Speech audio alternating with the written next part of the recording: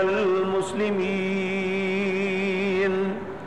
أعوذ بالله السميع العليم من الشيطان الرجيم. بسم الله الرحمن الرحيم. إن الذين يتلون كتاب الله وأقاموا الصلاة وأنفقوا مما رزقناهم سرا وعلانية يرجون تجارة لن تبور ليوفيهم أجورهم ويزيدهم من فضله إنه غفور شكور. والذي أوحينا إليك من الكتاب هو الحق مصدقا لما بين يديه إن الله بعباده لخبير بصير. ثم أورثنا الكتاب الذين اصطفينا من عبادنا فمنهم ظالم لنفسه ومنهم مقتصد ومنهم سابق بالخيرات بإذن الله ذلك هو الفضل الكبير. جنات عدن يدخلونها يحلون فيها من أساور من ذهب ولؤلؤا ولباسهم فيها حرير. وقالوا الحمد لله الذي أذهب عنا الحزن إن ربنا لغفور شكور. الذي أحلنا دار المقامة من فضله لا يمسنا فيها نصب ولا يمسنا فيها لغوب. والذين كفروا لهم نار جهنم لا يقضى عليهم فيموتوا ولا يخفف عنهم من عذابها كذلك نجزي كل كفور.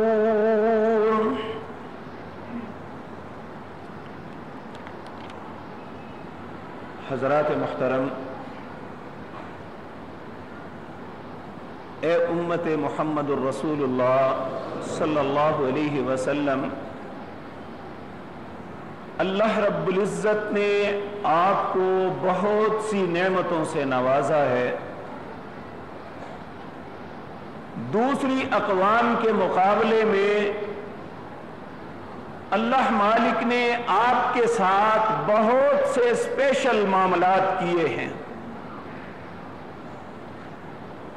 اللہ کی بے شمار نعمتیں، ان تعدوا نعمت اللہ لا تحصوها، کہ اللہ کی اتنی ہم پہ نعمتیں ہیں، اتنے اس کے احسانات ہیں، اس کے اتنے فضل اور رحمتیں ہیں، ان کا شکر ادا کرنا تو بہت دور کی بات ہے. اگر ہم پوری زندگی انہیں گننا چاہیں تو انہیں شمار نہیں کر سکتے. اللہ مالک نے ہم پہ جو احسان فرمائے ہیں، جن نعمتوں سے ہمیں نوازا ہے، ان میں سب سے بڑی جو نعمت ہے اس کا نام قرآن ہے. میرے عزیز بھائیوں، پہلی اقوام کو بھی اللہ نے کتابیں ہدایت اور رہنمائی کے لیے عطا کی. بھائی جان، آپ برآمدے میں جائیں، وہ لاؤڈ سپیکر بند ہے، ان کا بٹن آن کریں. ادھر سے چلے جائیں نا، انشاءاللہ ابھی آواز آ جاتی ہے. اللہ رب العزت نے پہلی اقوام کو بھی یہ کتابیں عطا فرمائی، لیکن جو فضیلت، جو عظمت اللہ نے قرآن عظیم کے حصے میں عطا کی وہ کسی کو نہیں ملی. پیارے نبی جناب محمد الرسول اللہ صلی اللہ علیہ وسلم سے آپ کے ایک صحابی، ان کا نام حضرت ابو ہریرہ ہے، سوال کرتے ہیں، یا رسول اللہ صلی اللہ علیہ وسلم، اللہ نے آدم علیہ السلام سے لے کر آپ تک کتنے نبی مبعوث فرمائے؟ آپ نے ارشاد فرمایا 1,24,000 یا کم و بیش. دوسرا سوال یہ کرتے ہیں ان میں صاحب کتاب کتنے تھے؟ وہ کتنے لوگ ہیں جنہیں اللہ نے اس کتاب سے سرفراز فرمایا، جس کتاب کی نشاندہی جناب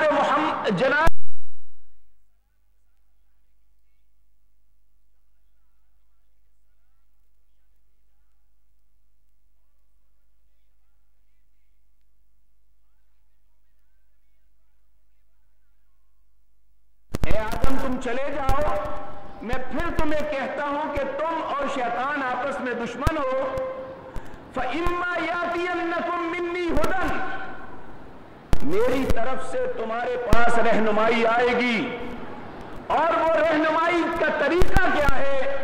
اللہ اپنے انبیاء اور رسل پہ کتابیں نازل کرتا ہے، جن کتابوں کے اندر انسانوں کی زندگی گزارنے کے لیے لایا عمل ہوتا ہے، انہیں بتایا جاتا ہے کہ کیا تمہارے لیے حلال ہے، کیا تمہارے لیے حرام ہے، کیا کرو گے تو اللہ خوش ہو جائے گا، کون سے کاموں پہ تمہارا مالک تم پہ ناراض ہو جائے گا۔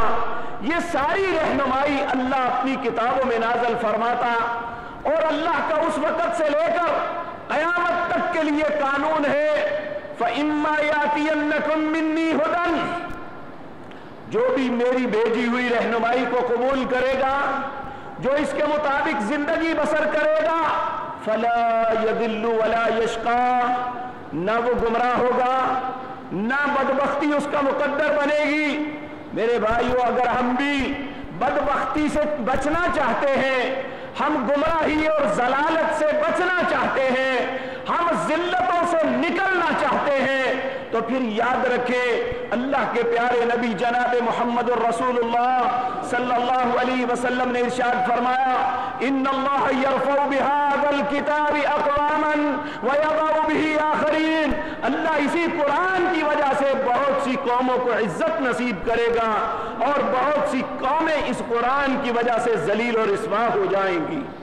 قرآن ایک ہے، فائدے دو طرح کے ہیں، ایک نقصان میں جا رہا ہے، ایک فائدے میں جا رہا ہے۔ سبب کیا ہے؟ فائدہ کس کو مل رہا ہے؟ نقصان میں کون جا رہا ہے؟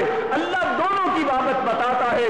جو قرآن کو اپنا حاکم بنا لیتے ہیں، جو قرآن کو اپنا منصف بنا لیتے ہیں، جو قرآن کو اپنا رہبر بنا لیتے ہیں، جو قرآن کے مطابق زندگی بسر کرتے ہیں، اللہ انہیں عزت عطا فرما دیتا ہے۔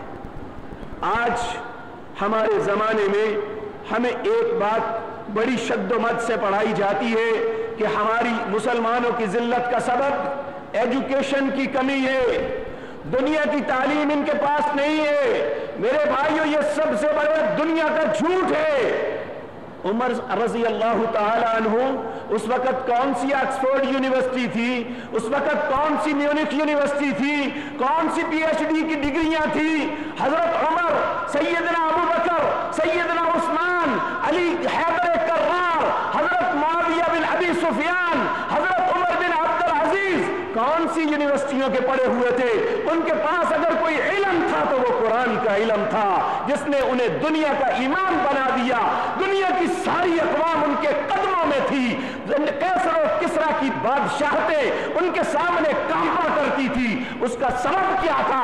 کہ ان کے دلوں میں صرف اللہ کا ڈر تھا اور کسی کا کوئی ڈر نہیں تھا، اور وہ اپنا رہبر صرف قرآن کو سمجھتے تھے، اس کے علاوہ کسی سے رہبری نہیں لیتے تھے۔ جہاں اللہ کہتا تھا یہاں ڈٹ جاؤ، اور اس کے لیے یہ نہیں دیکھتے تھے جان جاتی ہے تو چلی جائے، میرے رب نے حکم دیا ہے مجھے ڈٹ جانا ہے۔ اور جہاں قرآن کہتا پیچھے ہٹ جاؤ، وہاں اپنی عزتوں کو سامنے نہیں لاتے تھے۔ وہ یہ نہیں کہتے تھے میری رہ نہیں آئے گی، میرا معاشرہ کیا کہے گے، ہماری رسومات یہ کہتی ہیں، ہمارے آباء و اجداد کا طریقہ یہ تھا۔ انہوں نے ہر چیز کو کینسل کر دیا، ان پہ تھوک دیا۔ جہاں اللہ کا حکم آ گیا وہاں اپنی گردن کو ہمیشہ جھکا لیا۔ اس لیے اللہ رب العزت نے انہیں عزتیں عطا فرمائی، اور 1400 سال کی تاریخ گواہ ہے، جب بھی مسلمانوں نے اس قرآن کو صدق دل کے ساتھ سینے سے لگایا، اس قرآن کو اپنا رہبر بنایا، اللہ نے انہیں عزت نصیب فرمائی، اللہ نے انہیں ذلتوں سے نکال دیا، اور جب انہوں نے قرآن کو پھینک دیا اللہ نے گندے کوڑے کی طرح اس قوم کو بھی پھینک دیا۔ میرے بھائیو یہ بات یاد رکھیں، یہ اللہ کی رہبری، یہ اللہ کی رہنمائی، اللہ کی بھیجی ہوئی ہدایت ہے۔ لیکن پہلی کتابوں کے ساتھ فرق یہ ہے کہ پہلی کتابوں کے ساتھ ان کے علماء نے، ان کے ماننے والوں نے بڑا برا سلوک کیا، انہوں نے ان کے الفاظ کو بدل دیا، ان لوگوں نے اس کے تراجم کو بدل دیا، ان لوگوں نے اس کی تفسیر کو بدل دیا، اپنی مرضی اور مقاصد کے حصول کے لیے یحرفون الکلم عن مواضعہ، کلمات کی تحریف کرتے رہے۔ میرے بھائیو 315 کتابیں ساری کی ساری نابود ہو گئی، بلکہ یہاں تک کہ جو معروف کتابیں ہیں، تورات ہے، زبور ہے، انجیل ہے، آج ان کے ماننے والوں سے پوچھو کہ تمہارے نبی پہ یہ کتاب کس زبان میں نازل ہوں گی تو ہر بندے کا جواب الگ ہوگا۔ کوئی کہے گا کہ انجیل جو ہے یہ یونانی زبان میں نازل ہوئی تھی، کوئی کہے گا نہیں آرامی زبان میں نازل ہوئی تھی، کوئی کہے گا سامی زبان میں نازل ہوئی تھی۔ انہیں تو اپنی زبان کا پتہ نہ رہا، ان کے نبی کی زبان کیا تھی، ان کے نبی پہ نازل ہونے والی کتاب کی زبان کیا تھی، اس کا سبب کیا بنا؟ جب قومیں اللہ کی کتابوں کو فراموش کر دیتی ہیں، اللہ کی کتابوں سے انحراف کر لیتی ہیں، تو اللہ اپنی کتاب ہی کو اٹھا لیتا ہے، ان کے پاس نہیں رہتی۔ آپ دیکھیں صاحب تورات جو یہود تھے، اللہ رب العزت نے انہیں وارننگ دی، کہا وَقَضَيْنَا إِلَى بَنِي إِسْرَائِيلَ فِي الْكِتَابِ لَتُفْسِدُنَّ فِي الْأَرْضِ مَرَّتَيْنِ وَلَتَعْلُنَّ عُلُوًّا كَبِيرًا فَإِذَا جَاءَ وَعْدُ أُولَاهُمَا بَعَثْنَا عَلَيْكُمْ عِبَادًا لَنَا أُولِي بَأْسٍ شَدِيدٍ فَجَاسُوا خِلَالَ الدِّيَارِ وَكَانَ وَعْدًا مَفْعُولًا۔ اللہ نے کہا اے بنی اسرائیل میں تمہارے متعلق ایک فیصلہ کر دیا ہے۔ فیصلہ کیوں کیا تھا؟ ان کی علماء کی حرکتوں کی وجہ سے، ان کے عوام الناس کی اپنی کتاب سے انحراف کی وجہ سے، تورات کو بدلنے کی وجہ سے، تورات سے منہ موڑنے کی وجہ سے، اللہ کی ہدایت اور رہنمائی کو پیچھے پھینکنے کی وجہ سے اللہ نے کہا اگر تم اپنی حرکتوں سے باز نہ آئے تو تم پہ ایسی ظالم قوم مسلط کروں گا کہ جن کے اندر تمہارے لیے کوئی ترس نہ ہوگا۔ انہوں نے یہی کہا کہ اللہ تو کہتا رہتا ہے، یہ مذاق ہی سمجھا اور اللہ کی بات پہ توجہ نہ دی۔ آخر وہ بدترین وقت ان پہ آیا۔ تاریخ ہمیں بتاتی ہے کہ اس وقت فلسطین پہ بنی اسرائیل کی حکومت تھی، وہاں ان کا بادشاہ تھا، یہ بڑے امن و سکون کے ساتھ رہتے تھے اور دنیا کی ساری فراوانیاں ان کے پاس تھی، تعلیم و تمدن ان کے پاس تھا اور صنعت و حرفت ان کے پاس تھی، مال و دولت میں دنیا میں ممتاز تھے، ساری چیزیں ان کے پاس موجود تھی، نہیں تھی تو اللہ کی کتاب نہیں تھی۔ تو پھر کیا ہوا؟ عراق کا ایک حاکم، ایک وحشی جانوروں کی طرح انسان جو بھیڑیے کی سرشت رکھتا تھا، اس کی قوم کے اندر بھی یہی سرشت تھی، وہ وہاں سے اترا اور اس نے فلسطین پہ حملہ کیا اور اتنا شدید حملہ تھا کہ اس نے سب کو تہ و تاق کر کے رکھ دیا۔ پہلے تو اس نے بہت بڑا قتل عام کیا اور جب قتل کر کر کے تھک گئے پھر آگ کی خندقیں جلا کے انہیں آگ میں گراتے رہے۔ جب یہ شغل سے بھی اس کا دل آ گیا، ریت کے بوروں کے ساتھ باندھ کے سمندروں میں غرق کر دیا۔ جو یہودی وہاں سے بھاگ سکا وہ بھاگ گیا، وگرنہ کوئی انسان باقی نہیں چھوڑا تھا۔ یہ بنی اسرائیل کی تذلیل کیوں ہوئی تھی؟